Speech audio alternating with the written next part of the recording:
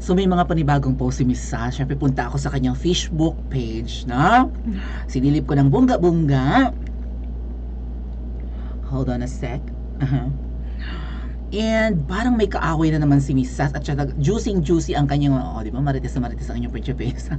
Juicy ang kanyang mga posts, ang kanyang mga pasabog. May nag-offer daw sa kanya ng condo at may nabanggit pa na 2 million pesos sales.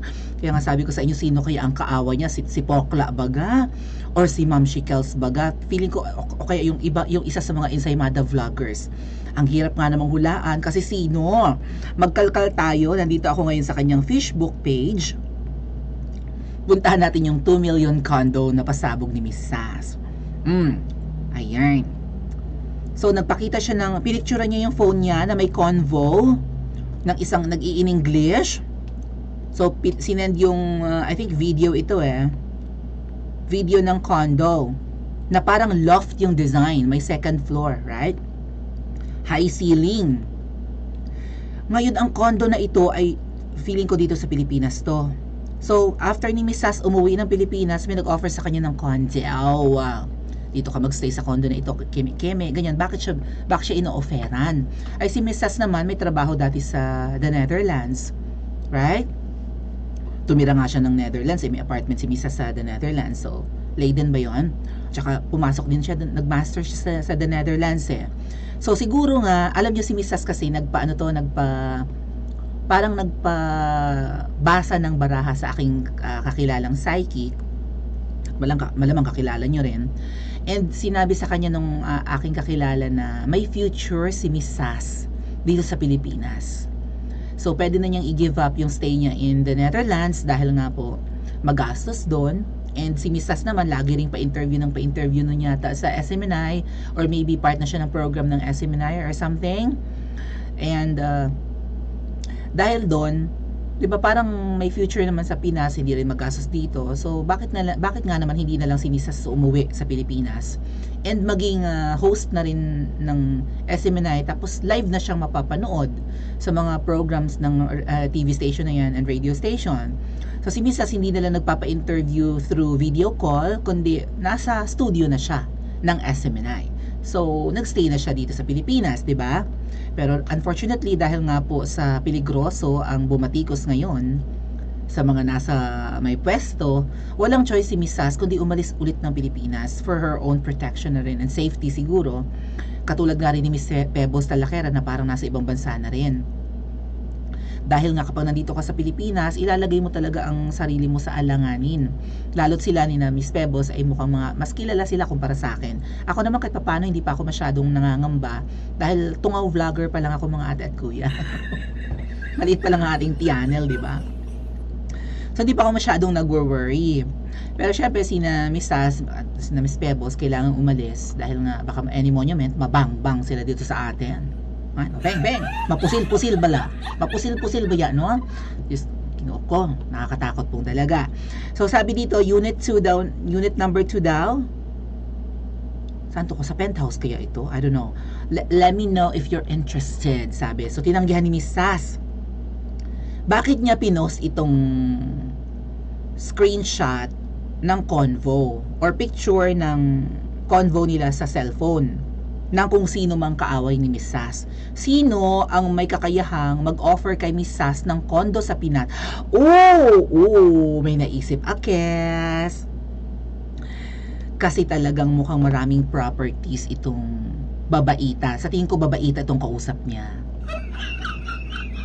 Maraming propiedad ito. In fact, sa isang tinitigilan na kondo ng anak ng babaitang ito na powerful, mamaya natin basahin ay yung tinitigilang kondo ng babaitang powerful na ito dyan in Makati. Bagong gawa yung building na napakaganda ng design, state of the art, isa sa matataas na building dyan sa Makati na malapit sa Ilog Pasig. Malapit na sa Guadalupe yan I think ayoko na lang ibanggitin. Napuntahan ko yung Candao. Doon nakatira yung Junakis ni babaita sa building na yon na puro condo, no? So, may isang nakatira din doon na anekwa na tao ni Babaita. Hindi lang anak niya ang nakatira doon, kundi tao rin ni Babaita. Hulaan niyo kung magkano ang bayad sa condo doon. 50,000 pesos lang naman monthly. 50k monthly sa isang studio type na condo. Ibig sabihin walang kwarto. Pagpasok mo, magkakasama na yun doon yung ang tawag dyan? Komedor ba ang tawag dyan? Lunch, ang tawag dyan? Kusina, tapos komedor, right? Yung kainan. Kitchen, dirty kitchen, tsaka yun, gano'n. Tsaka yung kainan nga. Kung ano man tawag sa lugar na yun. Basta komedor ang tawag sa amin doon. Komedor. Just pala ka. Nalimutan ko tawag doon eh. Hindi naman kusina, iba yung kusina eh, di ba? Lutuan yun, tapos may dining kineme, area, whatever. So, magkakasama na sa isang box na yan, studio type apartment, yung kusina, yung dining area, yung bedroom. Bagyan mo na lang ng partition kung gusto mo. Kasi ano lang siya, maliit lang na square meters, like 30 square meters lang yon. Most probably mga 30 square meters lang. 30 to 40 square meters lang yung condo. 50k na yon. Ay syempre, yung anak ni Babaita sa mga loft design na ganito ang tinitigilan. Kung si Babaita kayang mag-offer kay Miss Sass ng condo na pagtitigilan para makapag-stay siya for good sa Philippines for free,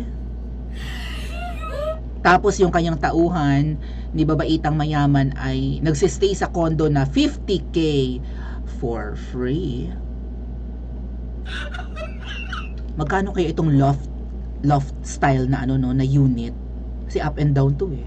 Tama? Taas nga ng ceiling dito sa pinaka living room, di ba? So baka 100k a month to, no? Or more than that, kasi manlaki eh. Anyways, sabi ni Mrs. This condo you offered to me, two choices pa. Or magird, dalawa ang condo ni Babaita. May unit 1 at may unit 2. Baka yung sa unit 1 doon nagsistay yung anak. Or maybe marami lang silang propiedad. Yaman ni Babaita, no? Two choices pa. Unit 1 and Unit 2. I refused. Remember, tumanggi daw siya. Tapos, ang pinalalabas mo, ikaw ang nag-arrange ng matitirhan ko after I arrived in the Netherlands. Sign a waiver of Data Privacy Act nang malaman nila ang lahat ng totoo. Huwag niyo akong ginagago sa kabangagan niyo. Bangag yung Babaita. Ba't mahilig ba itong magpulveron yung Babaita? Bangag. Ang lasing hindi tinatawag na bangag eh. Ang lasing ay ang lasing, no? Mauy, sa ganon. Kapag high ka sa alak, hindi ka tinatawag na bangag, right? I don't know, ang bangag ay yung mga high in polvoron. Huwag niyo akong ginagago sa kabangagan nyo sa anonymous attack page mo. Lumaban ka ng pata. Sabi ko nga sa inyo, may isang attack page ngayon ng mga kritiko ni Papshi na bagong gawa, tapos nag-i-in English. So, sa tingin ko, hindi si Babaita yung nagpo-post doon, kundi yung isa sa mga ensaymada vloggers na pasosyal. Nakalbo siya. Na katunog-tunog ng kukiruki ang pangalan. Na malamang may basbas ni Babaitang mayaman na may-ari ng condo. Bongga ang kalaban ni Misa. Sino kaya ito, no? Scroll pa tayo mga ate at kuya. Smuggling! Naku, smuggling na nabanggit. Magkakasunod. Smuggling is punishable by death penalty. Kasi lahat ng bagong post ni Miss Sass, kaya na yung pinost, 1 oras pa na nakakalipas. Lahat ng mga post niya, mukhang connected. Meron ding adopted son, puntahan natin mamaya. Sino yung adopted son? Ito ba yung nag-aaral sa Lonnie Don?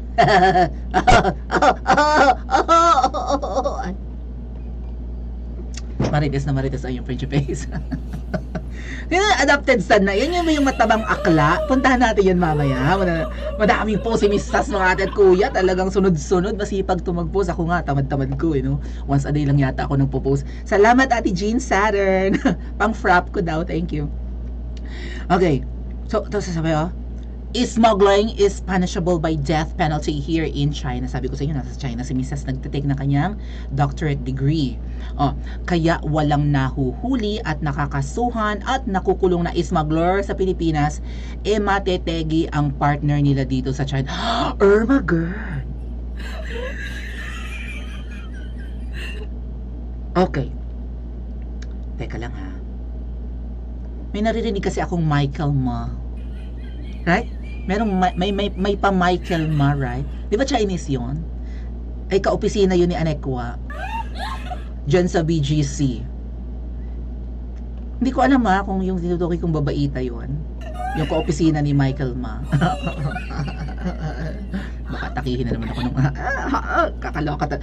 Miss Sas, bakit mukhang vis-a-vis ito sa post mo sa mga post mo?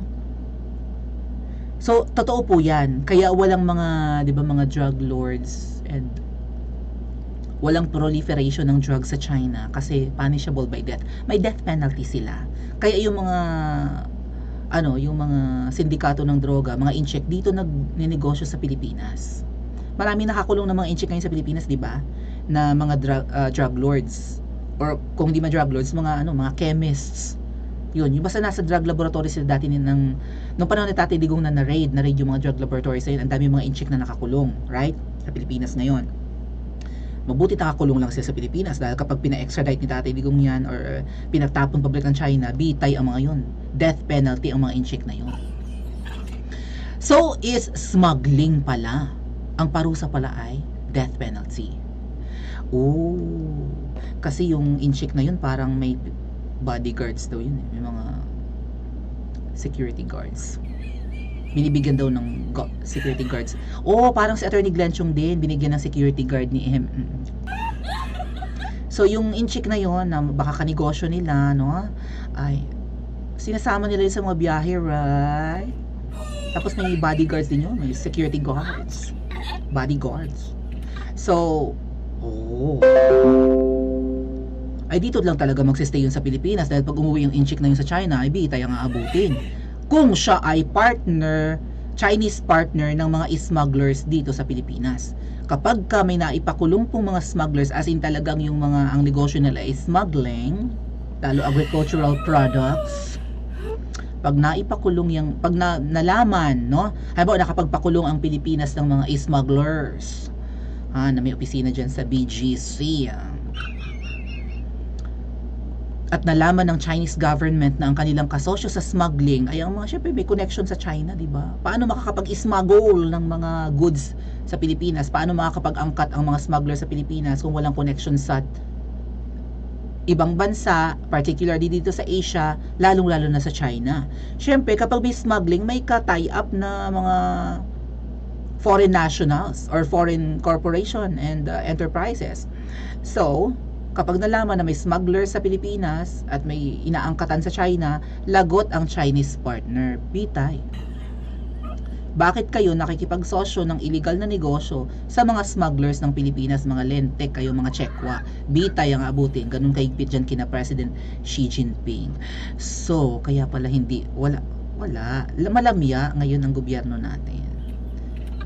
May mga patong-patong na kaso kinemilatik pag may nakasuhan at may mga proof of evidence and what not, ay non-bailable ang di ba, smuggling, lalo na large scale, lalo na yung mga ang ini-smuggle ay droga. Well, mukhang hindi na natin kailangan mag-smuggle ng droga dahil nga mukhang dito na niluluto.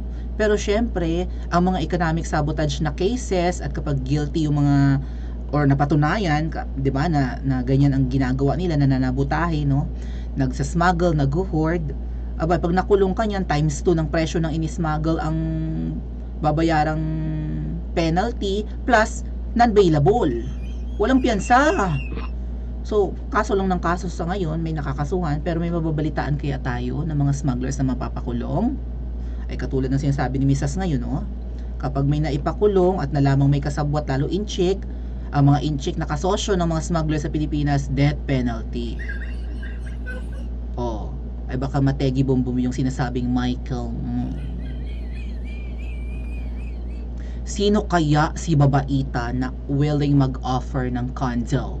May 2 million pang nabanggit dyan, mamaya na lang natin pag-usapan kasi mapapahaba tayo. In the meantime, huwag kakalimutang mag-like and subscribe at pindutin din po yung bell icon para pag nagla-live tayo or may upload tayong video ay ino-notify kayo ng YouTube.